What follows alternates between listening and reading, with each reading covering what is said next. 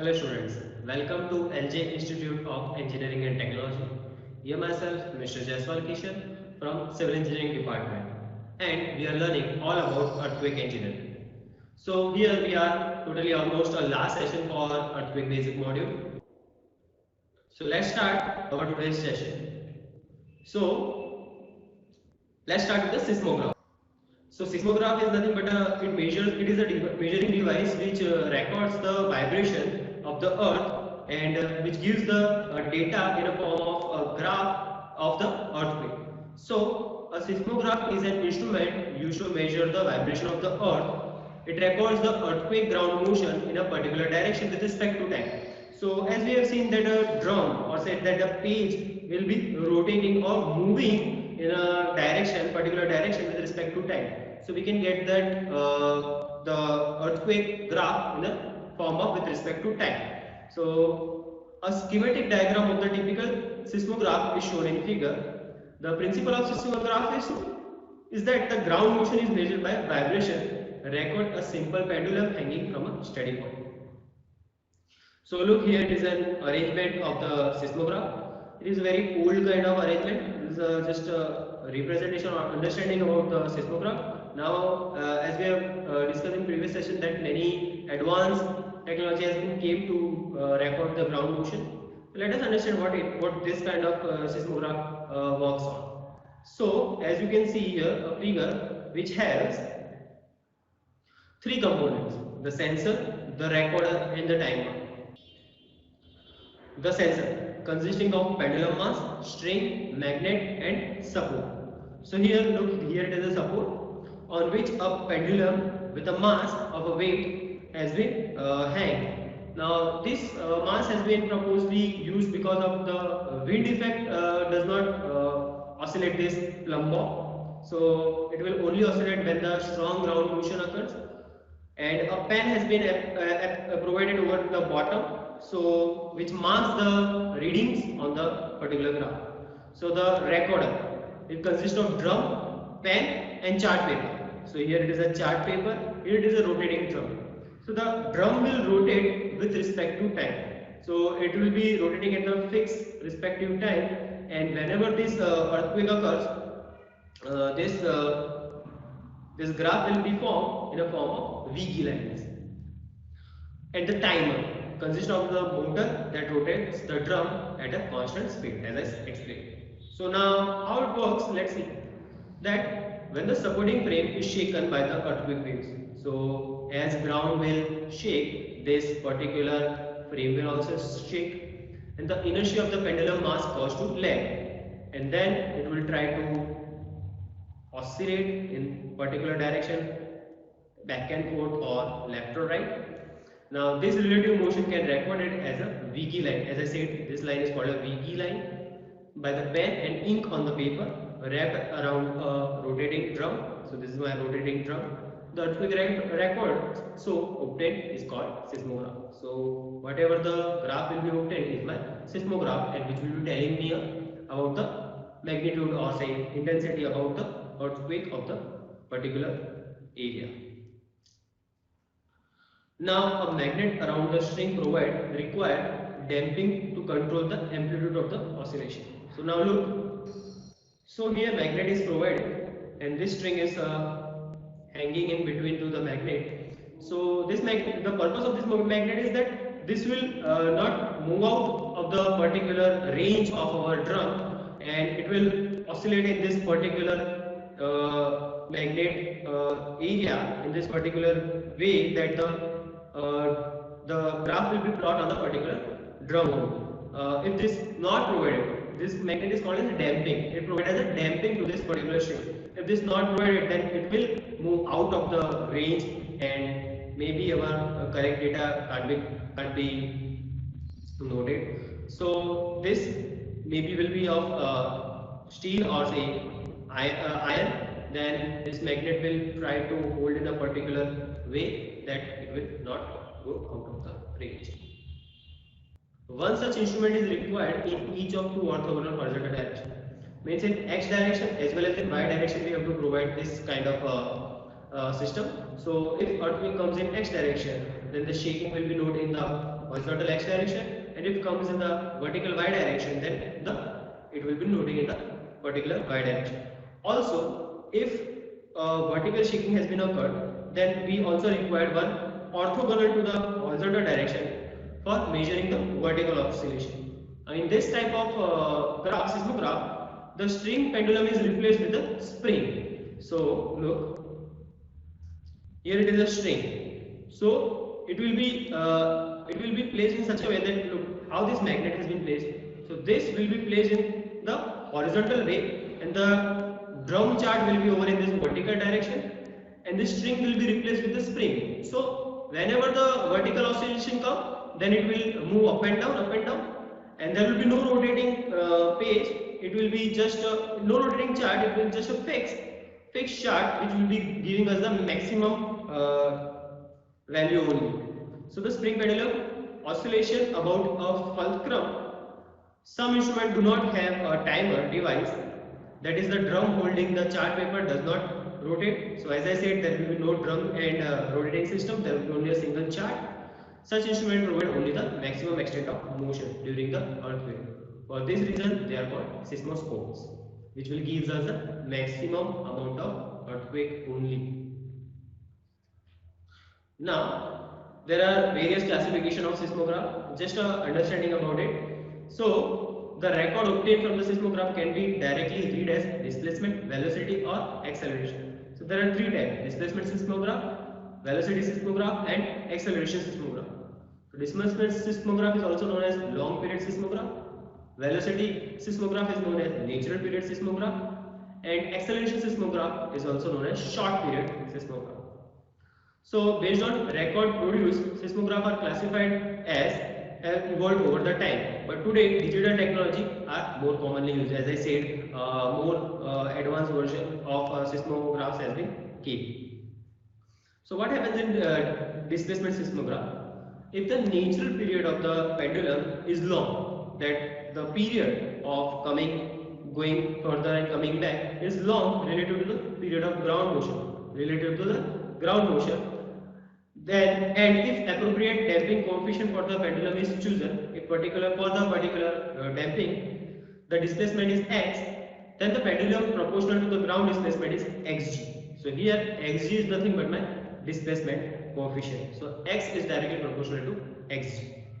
Similarly, in velocity seismograph, the pendulum is set close to the ground motion. So here the period was long. Here it is nearly to the ground motion, and damping coefficient of the pendulum is large enough. Then x is proportional to x dot g. Now here x dot g is nothing but my ground velocity. Ground velocity x dot g can be determined. Now here acceleration seismograph. Now what here these are also called as accelerometers. Now if the period of the pendulum is set short as compared to the ground motion, an appropriate value of damping coefficient is chosen as x double dot g, then x is equals to x double dot g, where x double dot g is a ground acceleration. Thus ground acceleration x double dot g can be obtained. So there are three types of seismograph can be obtained. Just an understanding of classification of seismograph. We are not going into the detail.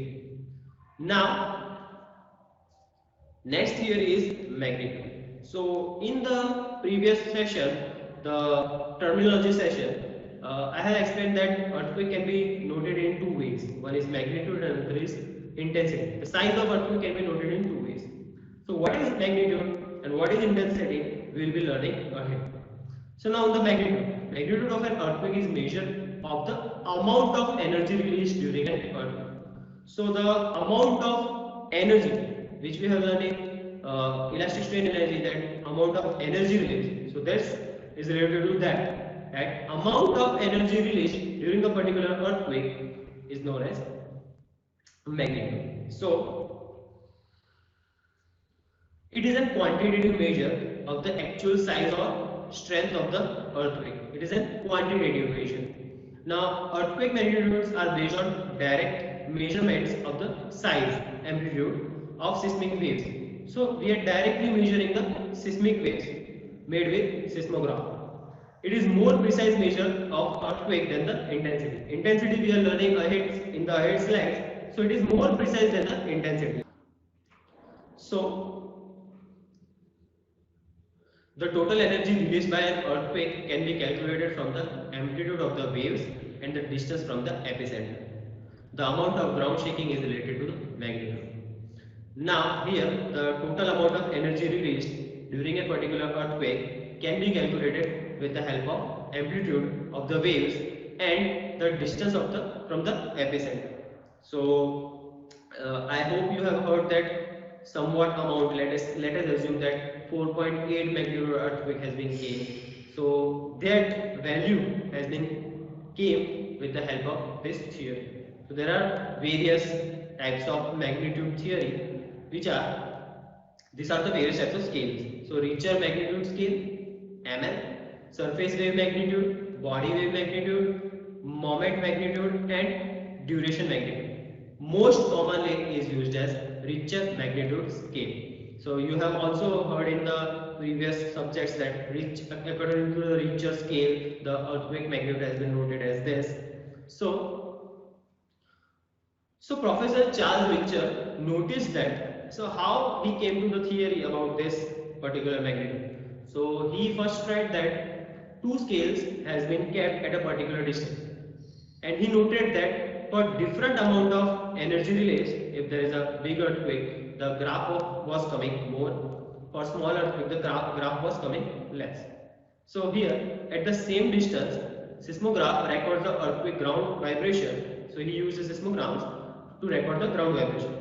For a large earthquake, have bigger wave amplitude than those of smaller earthquake, as I said. And secondly, he tried that for same amount of earthquake, he placed the two seismographs at two different positions. So which was away was getting the small lines of seismograph, and which was near was getting the maximum lines of seismograph. So for the given earthquake, seismogram at farther distance have smaller wave amplitude than those of close distance. So by this two practical theory, he got to one conclusion that there must be one scale for the calculation of the for the notation of the magnitude of the earthquake. So this prompted him to propose a now commonly used magnitude scale. So as I said, commonly used right now a Richter scale. This scale is also known as local magnitude scale. That's why it is ML. Now just an understanding how he came to this theory. So he proposes zero magnitude for the earthquake that would produce a record with amplitude of 1 micrometer at a distance of 100 km from the epicenter on Woodin-Anderson seismograph. So he has taken a reference of Woodin-Anderson seismograph with 1.25 Hz natural frequency and 2800 magnification power.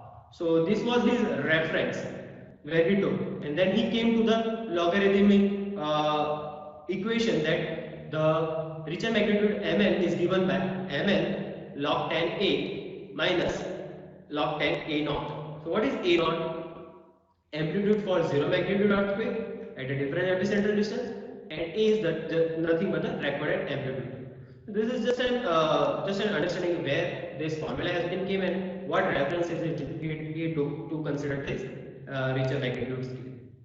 Now, next, it is very important that, as I have said, that you have heard about the various kind of earthquake. That magnitude of 8, magnitude of 7.7 earthquake has been occurred, magnitude of 3.8 has been came, magnitude of 4 earthquake. So, what are the differences in this? So there is also a difference of energy release and amplitude in particular number also. Look, Richter scale is a logarithmic scale. Now meaning that an increase in magnitude m by 1 means if we are going from 7 to 8, it implies 10 times higher waveform amplitude and about 31 times higher energy released. What it says, if we goes from 7 magnitude to 8 magnitude. So this scale says that 10 times higher waveform amplitude and 31 times of higher energy release. So that much disaster has been noted. Now let us see what is the difference between M 7.7, magnitude of 7.7, magnitude of 6.7 and magnitude of 5.7 earthquake energy release. So let us assume that M7.7 is my base earthquake escape. So M7.7 earthquake will have about 31 times that released energy released in M6.7, and it will be 31 cross 31 times the M5.7.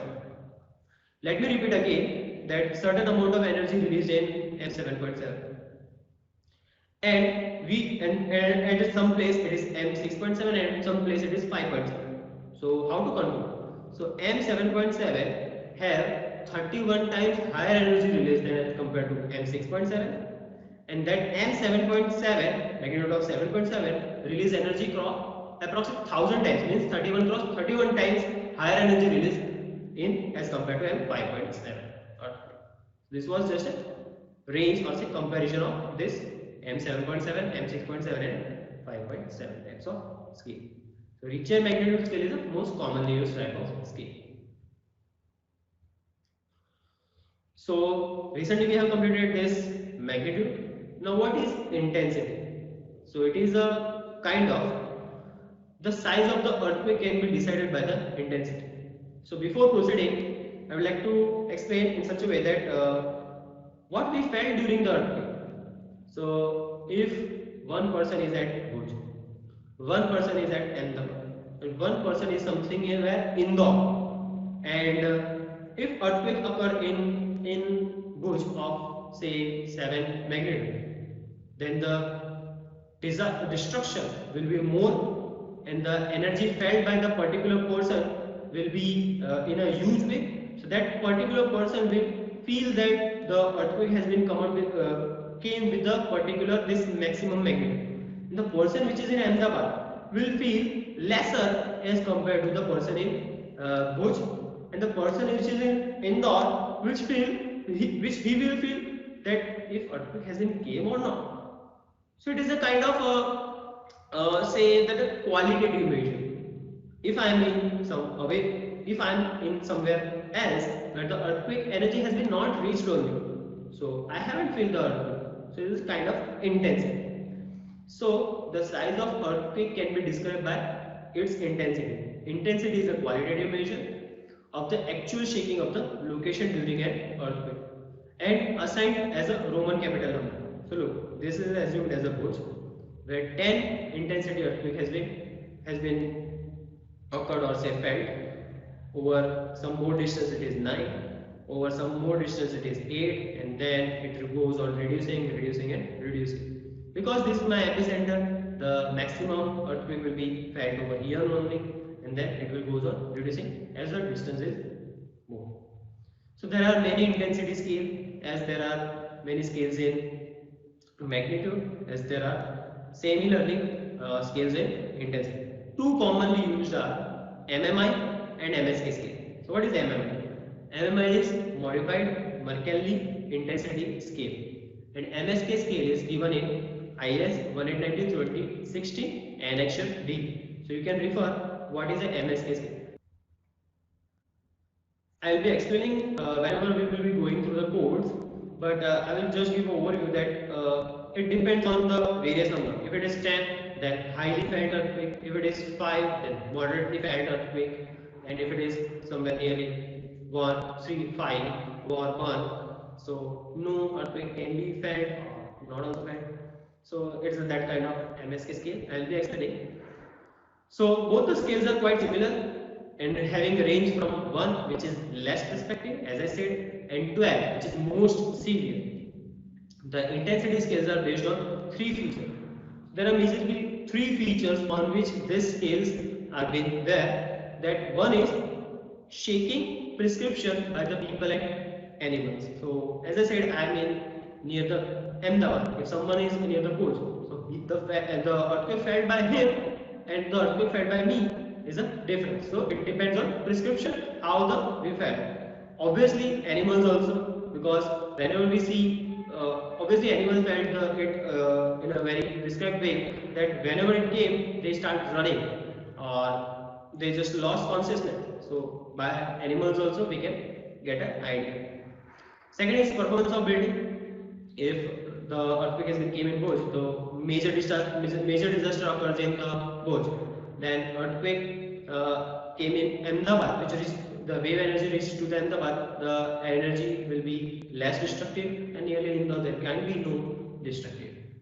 And the another is change to nature surrounding. Obviously, whenever it came to, we have obviously noted that during 2001, major destruction takes place in Bhuj, also in Ahmedabad. So this kind of nature surrounding has been also changed. Now, intensity can be also explained with the help of this 100 watt bulb, 100 watt bulb. Now, if a bulb has been light, then the book which is nearer to it will have more light, brighter. If it is away from to this, then it will be having less as compared to this, and more away from that, then it will reduce. So the light has been reduced from this point to this point. So it is the same way intensity. So wherever the major place, then the intensity will reduce. So the intensity of the earthquake is a maximum at epicenter, as I discussed, and gradually decrease with distance from the epicenter. It will decrease in form. Hence, for the same earthquake, value of intensity at different place may be different. While magnitude is same, earthquake magnitude is fixed, that it has been came of a particular number. Let's say 7.7 magnitude of earthquake has been came, so it will be same for the all, but intensity will be different. So during Bhuj earthquake, MSK intensity of Bhuj was 10, in Ahmedabad it was 8, and in Surat it was 7. The intensity of the earthquake can be explained by energy of electric bulb, as I explained over here. The bulb releases 100 watt energy and is illuminated. The bulb releases 100 watt of energy is like magnitude of earthquake. It is a constant with the distance from the bulb, but illumination decreases with the distance from the bulb. So the magnitude is same, that is the 100 watt bulb. Okay, fine. But the intensity of reaching to the particular distance is less as with respect to distance. So this was all about the intensity. So MMI scale. So Mercalli 1902 proposed an intensity scale in which earthquake severity was classified in 12 stages. As I said, 1 was very less and 12 was maximum. The Mercalli intensity scale was modified in 1931 to suit the building condition also in United States. The modified version of is also known as modified Mercalli intensity scale. Now, this scale is commonly used to seek the information of severity of the effect of any one earthquake vary greatly from place to place. As I said, it differs from place to place. So there are maybe many intensity value for one particular earthquake, but there is only one magnitude for earthquake, as I explained previously. Now, whenever this ground shaking comes, there will be some vibration in the ground. So, according to the ground vibration, there is one definition: the peak ground acceleration. So, what is the peak ground acceleration? It is the maximum acceleration expressed by the ground during the shaking is one way of quantifying the severity of ground shaking. What it says, the maximum acceleration experienced during the ground shaking in one way of quantifying the severity of ground shaking. So if in one particular place in Bhuj there are maximum vibration occur, so that is at that place peak ground acceleration can be noted. Now approximate empirical correlation are available between MMI and PGA that may be experienced with the help of table. Look. So here it is an MMI 5, 6, 7, 8, 9 and 10. So what will be the peak ground acceleration? So there is a relation. It will be for 5, the acceleration will be 0.033, 0.04. It is given over here. For 10, it is greater than 0.60. Now, based on data from past earthquake, scientists Gutenberg and Richter provided an appropriate relation between local magnitude, means ML, of an earthquake and intensity I0 sustained in the epicentral areas as.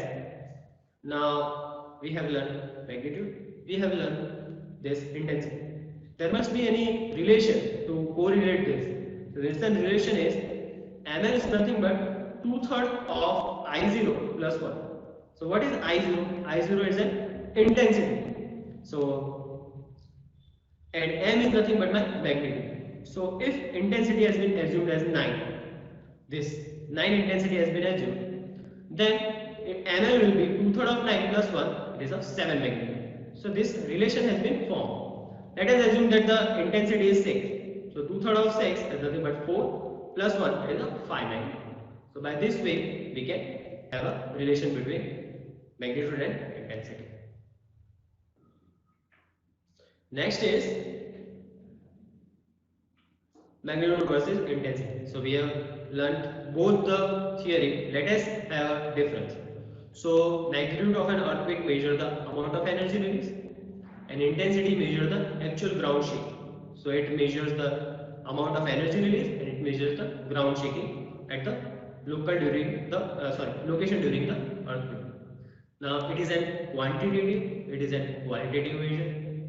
For a particular for a particular earthquake, magnitude is fixed, but for the particular earthquake, intensity varies. It is more precise, it is less precise. Obviously, it depends on feeling of people, animals, also the effect of building. So it can't be actually determined with the help of intensity. Now, earthquake magnitude are based on direct measurement of amplitude of seismic waves made with the help of seismograph. Intensity is somewhat subjective, that on perception of peoples and animals, performance of building, and changes in natural surroundings. So these are the waves. And these are the various types of scale which are already explained. Now, classification of earthquake. So, earthquake has been classified in different ways that based on location. So there are two types: interplate earthquake and intraplate earthquake. So mostly this interplate earthquake occur when two plates are colliding. So we have already learned about that plate tectonics. So when two plates are coming towards each other, moving away from each other, moving side by side. So most earthquake in the world occur along the boundaries of tectonic plates and are called interplate earthquake. About 99% of earthquake are interplate earthquakes. So these are various examples, that in 1897 Assam earthquake, similarly in 1950 Assam earthquake which was of interplate, and 1905 Kangra which is in Himachal Pradesh is same as interplate earthquake. What are intraplate earthquake? Intraplate is our same plate having the movement of the plate, means a number of earthquake also occur within the plate itself, away from the plate boundaries, which is away from the plate boundaries, and are called intraplate earthquake. There are about less chances of around 1%. That's a Lecture earthquake and Koena earthquake. Now, based on focal length. So we have already learned about the focal length, the distance between the focus point and the on the ground surface, which is epicenter. The distance between the this two is nothing but my focal length. And I also already explained that shallow earthquake of less than 70 km, medium earthquake and deep earthquake. This we have learned in the previous sessions. Now, based on size of or magnitude. So let's say this is the magnitude scale. Magnitude is less than 3, 3 to 3.9, 4 to 4.9, and so on up to 8 and higher. So if magnitude is 8, then it is a great earthquake. If magnitude is 5 to 5.9, it is a moderate earthquake. And if it is less than 3.0 magnitude, then it is a very minor earthquake. Now, how many times this kind of earthquake occurs? So annual average number. So annually this kind of earthquake comes 1. So major are 18 and so on. So moderate are 800 something, and very minor, which are of magnitude of 2.3 came 1000 per day on the entire world, and magnitude of 1.2 came 8000 per day of the entire world, which we can't fail and have no major disaster. And almost last is epicentral distance. So based on epicentral distance, the earthquake are also classified as local earthquake less than 1 degree, regional earthquake 1 to 10 degree, and teleseismic earthquake is greater than 10 degree. So these are major earthquakes in India. So we know about the Kutch, which is also near the Bhuj in 2001. So these are the various earthquake occur in the India. This is of 8.3 magnitude, this is of 8.7. I think this is also only maximum earthquake in 1897 in Assam, and some more it's 8.5 again in Assam, and this 7.7 which was recent 2001. So this was all about the earthquake basis.